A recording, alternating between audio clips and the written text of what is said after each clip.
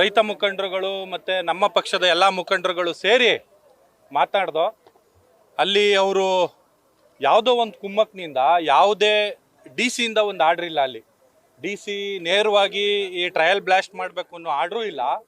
ಏನು ಈ CNN ಇದೆಯೋ ಈ ಕಾವೇರಿ ನೀರಾವರಿ ನಿಗಮ ನಿಯಮಿತದ ಇದರಿಂದ ಇವರು ಯಾವುದೋ ಒಬ್ಬ ಪಬ್ಲಿಕ್ ಪ್ರಾಸಿಕ್ಯೂಟರು ವಾದ ಮಾಡಿರೋದು ಒಂದು ಕಾಪಿ ಇಟ್ಕೊಂಡು ಯಾವುದೇ ಒಂದು ನ್ಯಾಯಾಲಯದ ಆದೇಶನೂ ಇಲ್ಲ, ಇಲ್ಲಿ ಡಿಸ್ಟಿಕ್ ಕಮಿಷನರ್ ಆದೇಶನೂ ಇಲ್ಲ, ಯಾವ್ದು ಆದೇಶ ಇಲ್ಲದಂತೆ ಟ್ರಯಲ್ ಬ್ಲಾಸ್ಟ್ನ ಅಧಿಕಾರಿಗಳನ್ನ ಬೇರೆ ರಾಜ್ಯದಿಂದ ಕರೆಸಿರೋದೇ ಇವರು ತಪ್ಪು.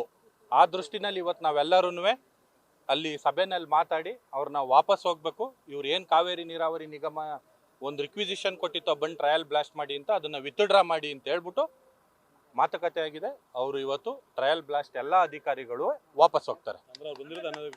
ಅನಧಿಕೃತ ಅಲ್ಲ, ಅವರು ಕಾವೇರಿ ನೀರಾವರಿ ನಿಗಮದ ಅಧಿಕೃತವಾಗಿ ಕರೆದಿರೋದಕ್ಕೋಸ್ಕರನೇ ಬಂದವ್ರೆ. ಬಟ್ ಇವರು ಯಾವುದಕ್ಕೆ ಯಾವ ಕಾರಣಕ್ಕೆ ಕರೆದವ್ರೆ ಅನ್ನೋದು ಇನ್ನೂ ಸಂಶಯಾಸ್ಪದವಾಗಿದೆ.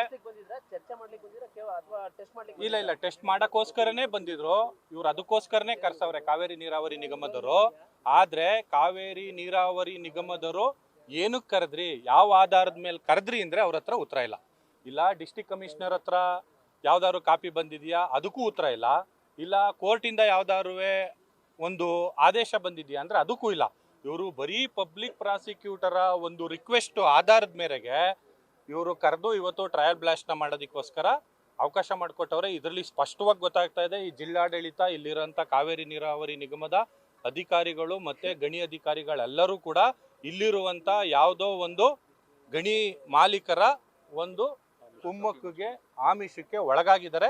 ಇದು ಸ್ಪಷ್ಟವಾಗಿ ಕಾಣಿಸ್ತಾ ಇದೆ. ಮುಂದಿನ ಬಾರಿ ಕಾಂಗ್ರೆಸ್ ಸರ್ಕಾರ ಆಗಲಿ ಜಿಲ್ಲಾಡಳಿತ ಆಗಲಿ ಈ ತಪ್ಪನ್ನು ಮಾಡಬಾರ್ದು ಅಂತೇಳಿ ಎಚ್ಚರಿಕೆ ಕೊಟ್ಟಿದ್ದಾರೆ. 100% ಭಾಗ ಅವರ ನಡವಳಿಕೆನೇ ಸಂಶಯಾಸ್ಪದವಾಗಿದೆ.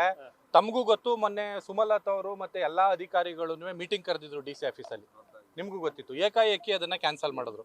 ಇವರ ವರ್ತನೆನೇ ಸಂಶಯಾಸ್ಪದವಾಗಿದೆ.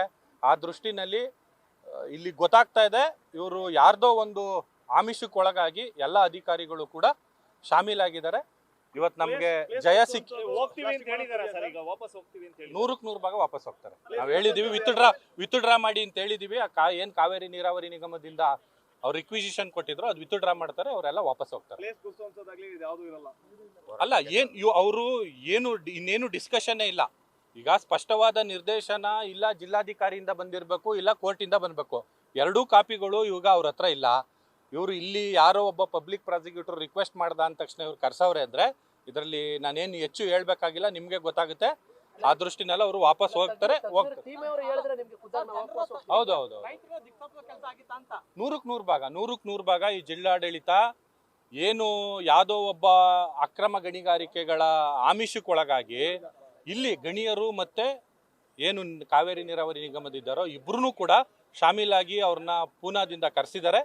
ಅದನ್ನು ಕೂಡ ಅವ್ರು ಕರೆಸಿರೋದು ಕೂಡ ಅಕ್ಷಮ್ಯ ಅಪರಾಧ. ಯಾಕೆ ಅಂದರೆ ಇವತ್ತು ಅವರಷ್ಟು ಜನ ಬಂದಿರೋರು ಸರ್ಕಾರಿ ದುಡ್ಡಲ್ಲಿ ಬಂದಿರ್ತಾರೆ, ಸರ್ಕಾರಿ ಫ್ಲೈಟಲ್ಲಿ ಬಂದಿರ್ತಾರೆ.